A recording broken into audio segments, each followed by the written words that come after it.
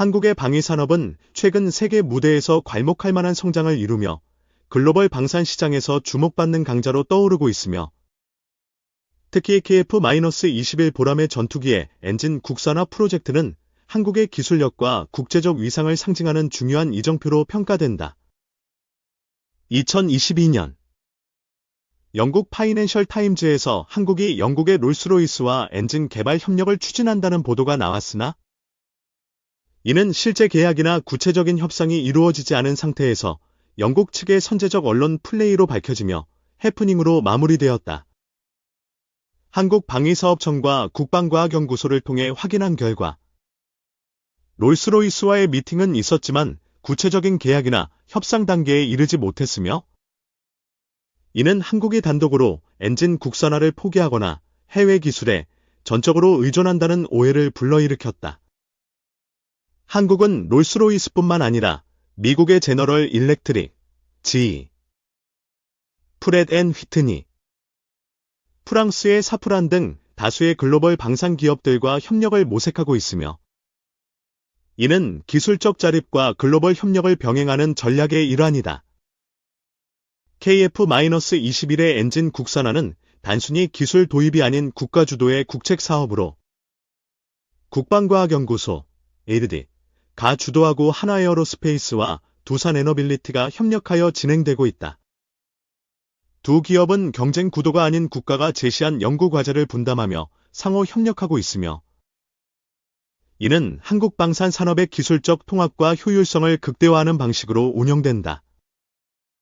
엔진 국산화의 목적은 단순히 수입 대체를 넘어 한국의 항공우주 산업을 새로운 신성장 동력으로 발전시키는 데 있으며 이는 조선, 원자력, 자동차 산업과 같은 수준의 글로벌 경쟁력을 확보하는 것을 목표로 한다.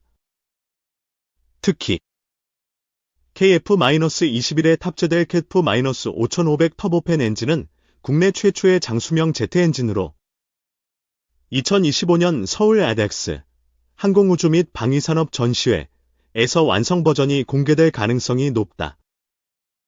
KF-5500은 추력 5,500파운드, 약 2.5에서 2.7톤로 국방과학연구소 주도로 개발 중인 가오리 무인기에 탑재될 예정이며 이는 유인기와 동행하며 임무를 수행하는 첨단 무인 전투기의 핵심 동력으로 활용된다.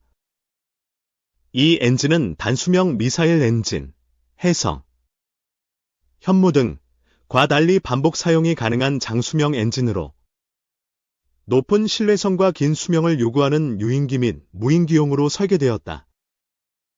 한국은 이미 단수명 엔진 개발에서 상당한 성과를 거두었지만 장수명 제트 엔진은 기술적 난이도가 높아 새로운 도전 과제로 여겨지며 KF-5500의 성공은 한국이 첨단 항공기 엔진 시장에 진입하는 첫걸음이 될 것이다. 더 나아가 한국은 KF-1만 파운드, 과 KF-6천, 1만 6천 파운드 엔진 개발도 계획 중이며 특히 KF-6천은 KF-21 블록 X 버전에 탑재 가능한 첨단 엔진으로 주목받는다. KF-6천 개발은 약 7년의 기간과 3.5조 원의 예산이 소요될 것으로 추정되며 이는 미국의 F-414 엔진, 1990년대 개발과 동급의 성능을 목표로 한다. 이 엔진은 상발 엔진 구조의 KF-21의 기존 미국산 엔진, F-414과 함께 장착되어 시험 비행을 통해 성능과 안정성을 검증할 예정이며 이는 국산 엔진의 오류 발생 시에도 안정적인 비행을 보장하는 전략적 접근이다.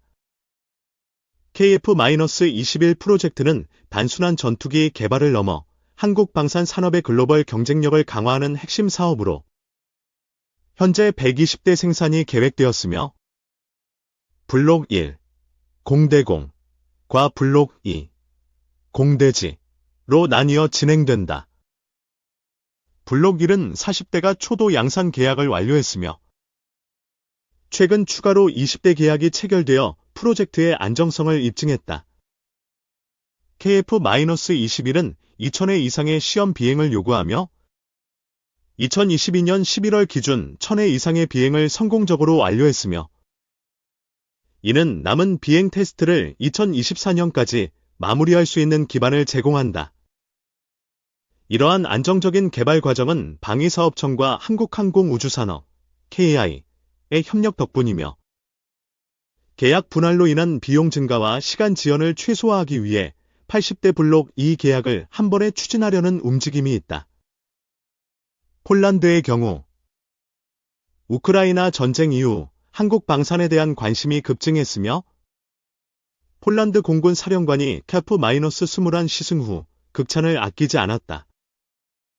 폴란드는 과거 구소련제 전투기 미그-29, 수호이-27을 운용하다 F-16을 도입하며 서방 기술의 우수성을 체감했으며 현재 F-35와 F-50을 추가 도입하며 한국과의 협력을 강화하고 있다. 특히 폴란드는 F-16 업그레이드에 73억 달러, 약 9조 원 이상의 비용과 4에서 5년의 시간이 소요되는 점을 고려해 KF-21을 신규 구매하는 방안을 검토 중이다. KF-21은 4.5세대 전투기로 F-16의 업그레이드 비용으로 약 90대를 구매할 수 있는 경제성과 최신 기술을 제공하며 이는 폴란드의 국방 현대화에 매력적인 대안으로 부상했다. 인도네시아와의 관계는 KF-21 프로젝트에서 또 다른 중요한 변수로 인도네시아는 초기 공동 개발 파트너로 참여했으나 재정 문제로 계약 이행에 어려움을 겪고 있다. 최근 터키의 칸 전투기 구매 계약 100억 달러, 약 10년 내 납품으로 인해 KF-21 계약 파기 우려가 제기되었으나 이는 사실이 아닌 것으로 확인되었다. 인도네시아는 F-16과 수호이 계열 전투기를 대체하기 위해 칸과 KF-21을 동시에 운용할 계획이며 나팔과 F-15EX까지 포함해 4종의 전투기를 운영하려는 이는 한국처럼 세웠다. 다종의 전투기를 운용하는 것이 비효율적이지 않음을 보여주며 인도네시아의 재정적 제약에도 불구하고 장기적인 협력 가능성을 열어둔다. 인도네시아는 한국의 첫 잠수함 T-50, KT-1 수출 고객으로 전략적 동반자 관계를 유지하며 GDP 성장률과 풍부한 자원을 바탕으로 잠재력이 큰 시장으로 평가된다. 한국은 인도네시아의 재정 문제를 고려해 유연한 계약 조건과 기술 이전을 통해 협력을 지속하며 이는 K방산의 글로벌 확장에 중요한 역할을 한다.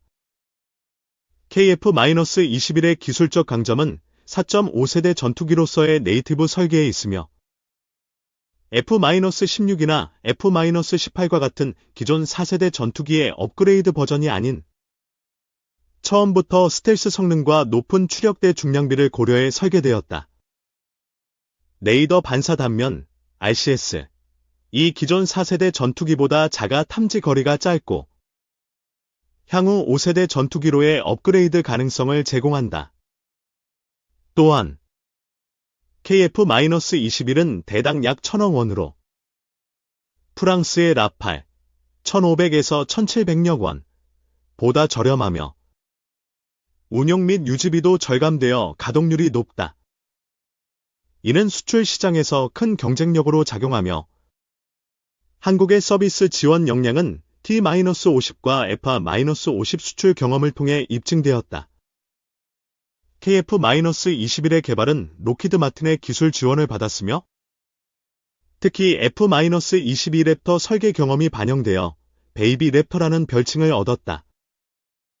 이는 5세대 전투기로의 업그레이드 가능성을 높이며 라팔이나 유로파이터와 같은 경쟁 기종 대비 차별화된 장점을 제공한다. 엔진 국산화는 단순한 기술적 목표를 넘어 민수용 항공기 엔진 시장 진출로 이어질 수 있는 기회로 글로벌 여객기 엔진 시장은 수백조 원 규모의 거대 시장이다.